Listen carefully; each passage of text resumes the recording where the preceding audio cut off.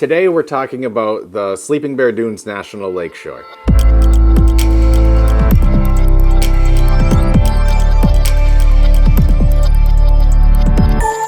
This place is one of the most famous places in the state of Michigan. In fact, if you talk to somebody from outside of the state of Michigan, they're going to say, oh, I've been to Pictured Rocks, I've been to Detroit, and I've been to Sleeping Bear Dunes. So I'd say that it's almost top 3 as far as people from outside of the state and what they recognize as Michigan. Yeah, I would say so. And with that being said, I've only been there once. Yeah. You've been there a lot now. Yeah, I've been there, quite a few more times than you, and that's just based on going that direction with my wife's family, always in the summer, so we end up going there more often. And I think that that's a good point, because we're talking about the greater area. Really, there's a lot of different things to do, and each day can be a different direction from wherever you are, and everything's within an hour of each other, and enough to be able to drive there, have some sort of adventure, and then come back. Yeah, definitely. I think that's a really fun part about that area. It's like you can get into the Sleeping Bear Dunes Lakeshore, driving up M22 and really have a long ways of just scenery until you actually get to the different, like, Pier Stocking Drive, which we're going to talk about. Yeah, and that's, I'm going to really rely on you to know what all of these spots are called. Yeah. Because I've only experienced them once, but they've left an impression on me, and I thought that we should at least talk about them. So the first thing is the Pier Stocking Drive. Yeah. That is one of the most famous sections of the entire Sleeping Bear Dunes, and it's the spot that's the most accessible to the most amount of people, which is a really cool experience to do for someone who's never been there, or for somebody who is trying to show people a good time and show them a lot of different spots all at once. Yeah. Or a lot of people all at once. It's really easy because you can kind of just pop in and out of all the spots. Yeah, I think when we were there last time, when you talk about a lot of people, there was like a college track team, like their little 15-passenger van stopping at all the stops that we were at. So yeah, it's a good spot to bring a group. So you kind of start off and you head under this, the covered bridge there, and your first stop is like an overlook that they call, what is it, like Alligator Overlook or something like that? I don't know if I said alligator. Maybe. No, remember. Oh, yeah. Yeah, I thought you meant like down underneath the bridge. No. Yeah, Alligator Hill or whatever that's out over the lake. So you got that one. That's a cool stop. I always say there's a difference between, like a railing stop and then like an adventure stop. This is a railing stop. And then from there until the most famous dune that everybody recognizes and talks about and has the view of the islands out there. Yeah. Those ones are all kind of the same thing. They're stops. But there's a couple of spots there that have official posted trails where you can kind of meander down.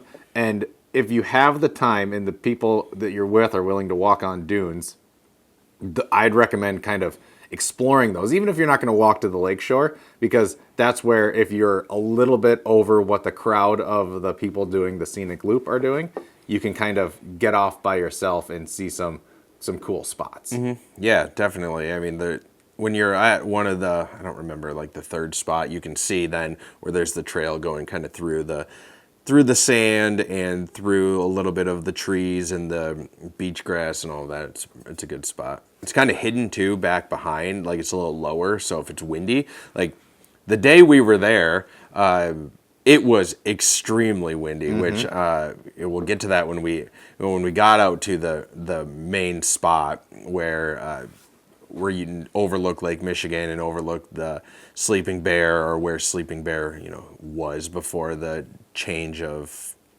the earth, I guess you'd say. Right. But it was so windy, and it made it more memorable. Mm-hmm. Sometimes the last 2 times I've been there has been once it had been absolutely downpouring, and that made it super fun. And then the next time it was really windy. So you have to be prepared, because it's like you're getting like just pelted with sand, but it made it more fun. Like, yeah, obviously going when it's like 72 and sunny is really nice too. Right.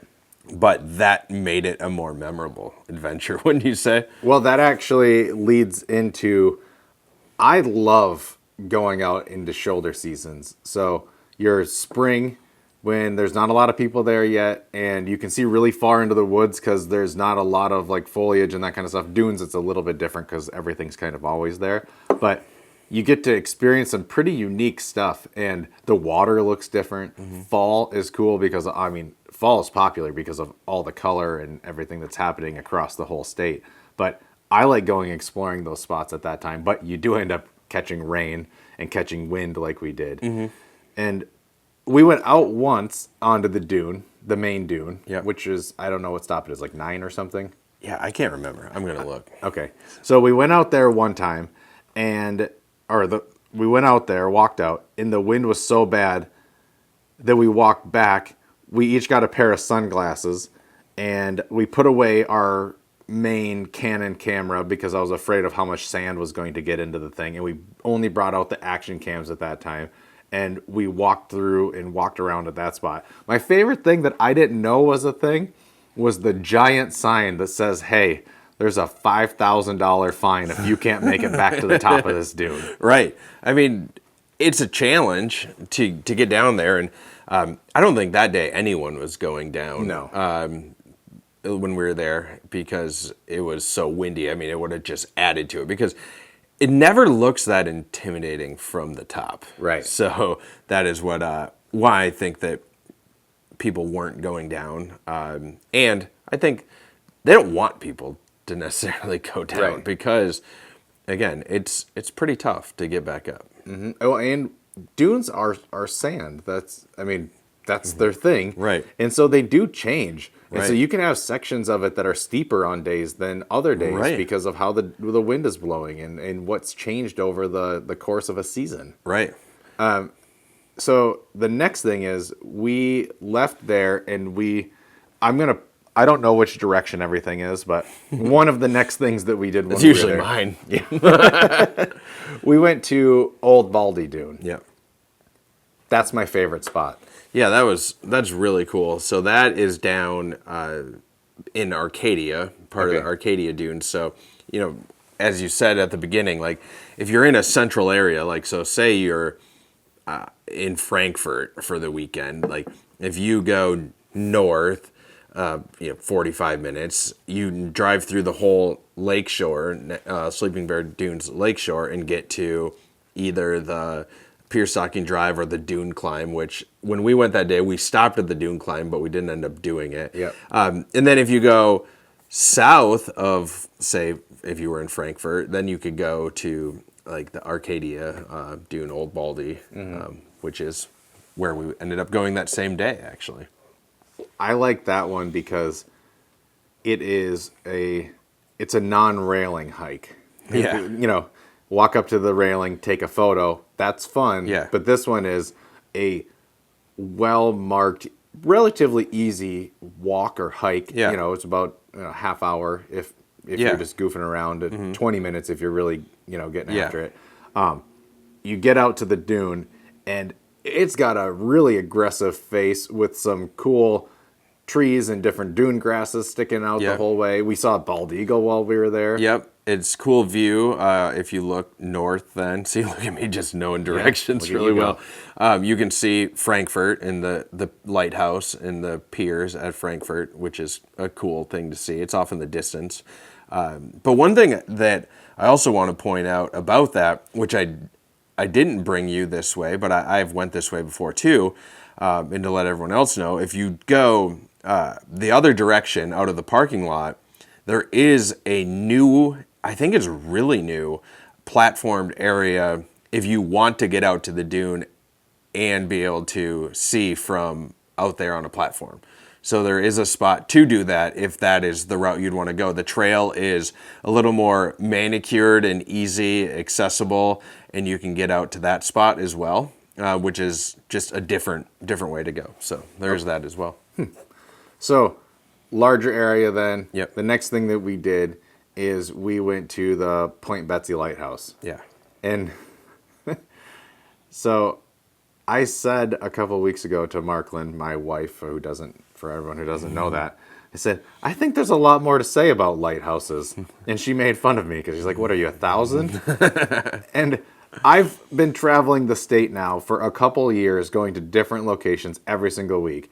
And the lighthouses are cool because no matter what, there's a ton of history around them. And I'm not saying you have to sit there and do research about it or whatever, but it is cool to see the building that was, say, around in the 1920s, which was 100 years ago now because we're in 2020. Yeah. And the lighthouse keepers and what their life was like, and especially all the efforts that the people make to restore these places is pretty cool, especially if you can get up to them, see that history. And really, they're some of the oldest structures that we have in the area. And the functionality of these things are crazy because you had a group of people powering a ship, sailing a ship out in the lakes, and they needed those things. Yeah. And so there's something like ominous about it when you were there. And this time was especially like that because, again, the wind was crazy. The last two times, again, back to the last two times I've been there, the weather's been really crazy. So when we realized it was so windy, I thought it'd be a good spot to stop. So the actual grounds of the lighthouse were closed for the day or whatever at that time. So we went onto the beach because there's an access point to the beach. And one of the things about Point Betsy is it has the super famous little I don't even know what they're for necessarily. Maybe to break up the waves. Yeah, they're considered break walls. But yeah, they zigzag and they go out probably 12 to 15 feet, and they surround the entire point.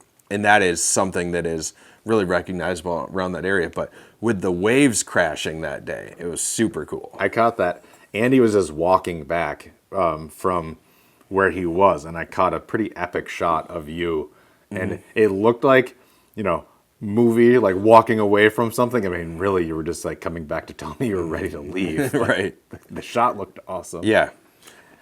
So I think that in this entire thing, I like this area because we really are day tripping in a lot of the spots that we go to. We might stay somewhere and do the thing, or we might stay somewhere for a weekend, but each of our adventures are we go out, we experience this thing, and come back, and there's so many of those things. Oh, yeah. And when we needed a not so hiking sand and that kind of stuff, we went to Cherry Republic. Yeah. Which that was fun because it definitely is a tourist spot, but it's not, you don't feel like you're hokey tourist as much. It's quality stuff. Yeah. Some good beverages. We even did a test flight there. Yeah, had a test flight. I bought some ghost pepper cherry barbecue sauce that I've been using recently on wings and in my smoker, and it's really good. It just kind of smokes my mouth. And so now I wanted to talk about the tech talk of this part of it, and I even brought some props in this time. So, waterproofing is easy these days to get your hands on something that's waterproof. It's not easy to do it. Right. Even my iPhone now is waterproof. Right. And that's super helpful for everything that you need to do when we're out on our paddle boards and we don't want to fall in, when it's raining, all of that kind of stuff. Sandproofing is a completely different game. Yeah. And when you're on the dunes, everything has sand. Your shoes, your car, literally everything. And your teeth. Yeah. Eyes. Yeah. I had it coming out of my eyes after it because it was so sandy that day. So I only wanted to talk about this real quick, but GoPro Hero Session, this is one of the older models of GoPros when they first started doing the all-in-one unibody stuff. I think now if you were to go online, you can get these for $65. I still think to this day it's a good value because if you have a kid who wants to get into it or whatever, they've got good batteries. I don't even know if this model exists anymore because this one can only do 1080, but the quality is still good. The microphone, when it's not windy, does the trick. And because of its body and the way that it's designed, the thing's just kind of a trooper. There's no screen on it. You just hit the one button, it starts recording, and once you have it set up and you know what you're doing, it's actually a really good camera. But we upgraded from that to our Yi 4K. I don't have it with me. The Yi 4K is built just like a GoPro. It runs on all the GoPro mounts, and I bought that because at the time that was a lot less expensive than buying a true GoPro, and their batteries were less expensive. And cold, sand, all that kind of stuff, those batteries really last. I actually enjoy that camera, and I wish that I could buy a new version of that one with the tech that's current today. And then we bought this monster, the GoPro Hero 8 Black. And we bought it a couple months after it came out. Yeah. It was one of the newest things. It was an upgrade from the Hero 7, which we didn't have, but I've just been watching enough on it that very similar in a lot of ways. They just fixed almost every single thing and then added better stabilization. And when you're out in their sand, these mounts and everything, when everything is kind of waterproof, but then GoPros do the best at being what I consider sandproof, is until you open this thing up, everything is enclosed, and so you don't have to worry about it. Where a phone, sand can destroy your power supplies. And I ruined a phone, not from getting it in the water, but from getting sand in the charging port before. And so we get asked quite a bit about what do we shoot with, and the answer is everything. Yeah. Because for what we're doing, mobility is actually key. That's number one. Our drone is the Mavic Air, and it's because we need a smaller thing that we can throw in our backpack and hike out to where we need to go.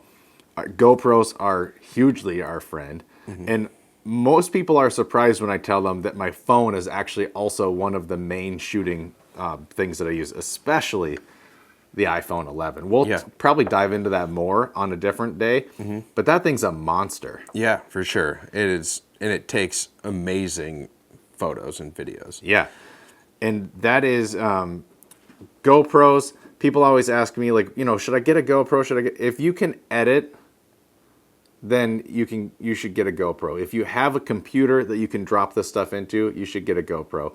I don't mind using the apps and doing that kind of thing, but if you're really going to be, say, recording something for 20 minutes at a time, that's when it kind of gets a little overwhelming to just try to use the phone to capture the moment that you want. And so at that point, if you can get away with using the phone, I'd say use a phone before using a GoPro, unless you're putting it into a situation of sand, water, somewhere where you might lose it. Because where's our first GoPro? Yeah, it's in the bottom of the lake, and I was actually going to touch on that. Is as they're waterproof, they don't float. So when we're bringing them out in the water, we do hook them to some sort of flotation device. So if you're watching this one on video, you can see it has the yellow bobber type handle. So if this thing falls in the water, it just flips over and floats. We also have a couple almost like little life jackets or throwable and safety devices that hook onto it. So if it falls off, it would float in the water, so you can get it, because they won't float. So if you have one, say, mounted to your chest, like we did with our first one, that hit something and bounced off, it was gone. Yep. And same with, obviously, with a phone. One of the reasons why when we're out filming on the water is we have these things hooked up. We usually do have our phones with us as well, just, I guess, taking that risk. But the phone obviously will sink. Yeah. So that is our latest recap, which is the Sleeping Bear Dunes National Lakeshore. And I just wanted to say that I think that that's a spot that you can get a lot of use out of if you go there for a weekend. And really, I don't even care where you centrally locate, because if you're willing to just drive an hour, you can really be in any of those spots, and you can get to these really iconic spots in the state of Michigan. So that's the end of this one for our road trip recap. Until next time, cheers.